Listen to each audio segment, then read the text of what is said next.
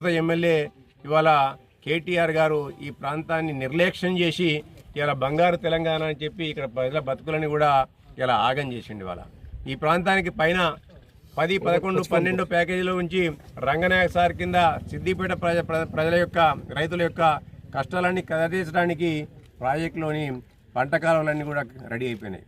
కానీ ఈ యొక్క తంగలపల్లి మండలానికి కానీ ముస్తాబాద్ మండలానికి కానీ అలాగే 9th ప్యాకేజ్ ద్వారా ఎల్లారెడ్డిపేట వీర్నపల్లి మండలాలకు రావాల్సిన ఎక్కడే పంట కాలంలో ఒక్కదాన్ని కూడా కంప్లీట్ చేయకుండా ఎక్కడ ఏమన్నా కేవలం కూట్ల రాయి తీయనోడు ఏట్ల రాయి తీసినట్టు ఇలా కన్న తల్లికి పెట్టడన్నం పెట్టినోడు బంగారు తల్లి గాజులు చేస్తున్న చందంగా పెద్ద పెద్ద మాటలు మాట్లాడుతాం తప్ప ఇక్కడికి స్థానికంగా ఎమ్మెల్యేగా ఉండి ఇప్పటికి కూడా ఈ రైతుల కష్టాలను కడతీర్చే దిశగా అని ఎప్పుడు కూడా ప్రయత్నం చేయలేదు. ఇవాళ కానీ రాష్ట్రం అంతా తిరుక్కుంటా రైతులకు అన్యాయం జరిగింది అసలు ముందుగా నీ ప్రాంతంలో ఉన్న రైతుల కష్టాలను కడతీర్చే దిశగా ప్రయత్నం చేయి.